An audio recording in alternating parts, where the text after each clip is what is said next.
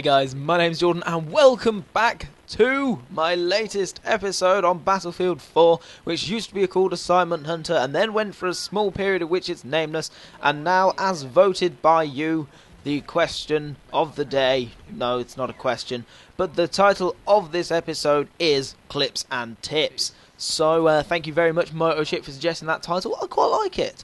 I think I'm going to keep that for quite a while. So anyway, we are going to get straight into the questions. So our first question is from Sam Gaming, and he says, I have 4 gigabytes of RAM, and if I get another 4 gigabytes to give me 8 gigabytes, do I need the exact same RAM? No, you don't need the exact same RAM. Right, the rules to have dual channel memory is that you need to have the same density of RAM. So that means the RAM, you have to get another 4 gigabyte stick, and then you need to be putting them into channel A and channel B of the memory channels on your motherboard. So if you have a motherboard with 4 memory slots, you usually need to populate symmetrical slots. So you'd normally leave a gap between them. You'd probably put it in the first slot, then the second slot. And you do not need to use memory that is the same brand, or with the same timing, or with the same speed. The speed of your memory will be determined by the slowest module. So if you've got 1600 MHz RAM in there now, you put 1333 MHz memory in, they will both run at 1333 MHz. There's nothing you can do about that. So I would suggest getting the same speed memory as you have in currently, just so you don't end up sacrificing any speed.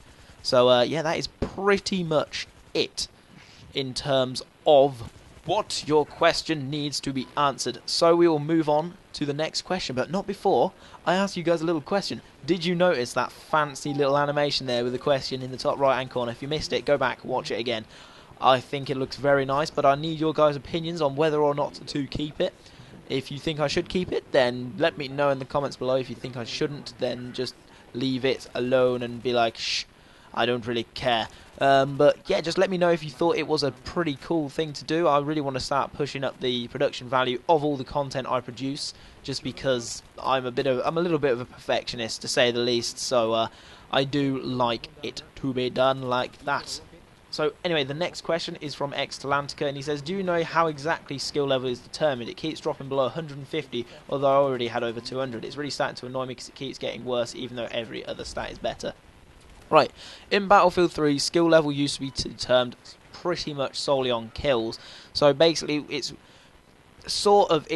almost like an ELO score. If you know what an ELO score is, that's brilliant. If you don't, it's a scoring method designed by someone whose last name was Elo, as far as I know, and basically it's used in chess rankings and things like that. And what it means is, if you beat a player who is significantly higher than you, you will gain more points than if you beat a player who is worse than you.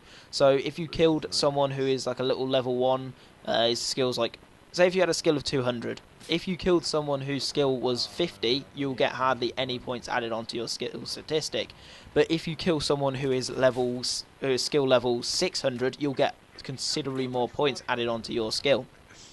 And then if you get killed by someone with a higher skill level than you, you don't lose as many points as if you got killed by someone with a really low skill level. That's basically how it works. And that was it in Battlefield 3, although apparently it's all been changed up in Battlefield 4, so now it is a lot more based on how well you play the objective. So probably the best way to raise your skill level is just to play the objective as much as possible.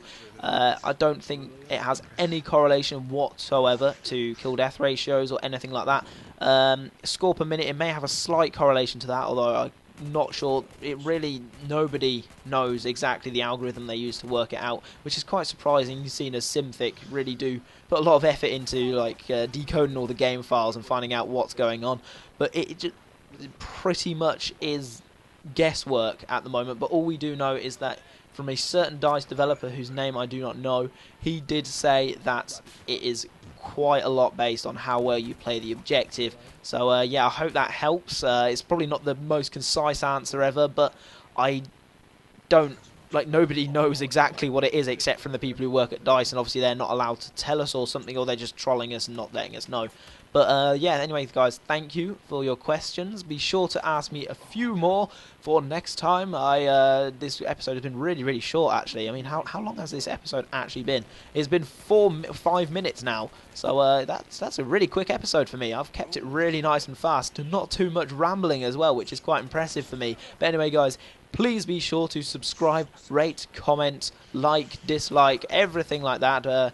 And yeah, see you in the next episode. So thank you guys, and goodbye.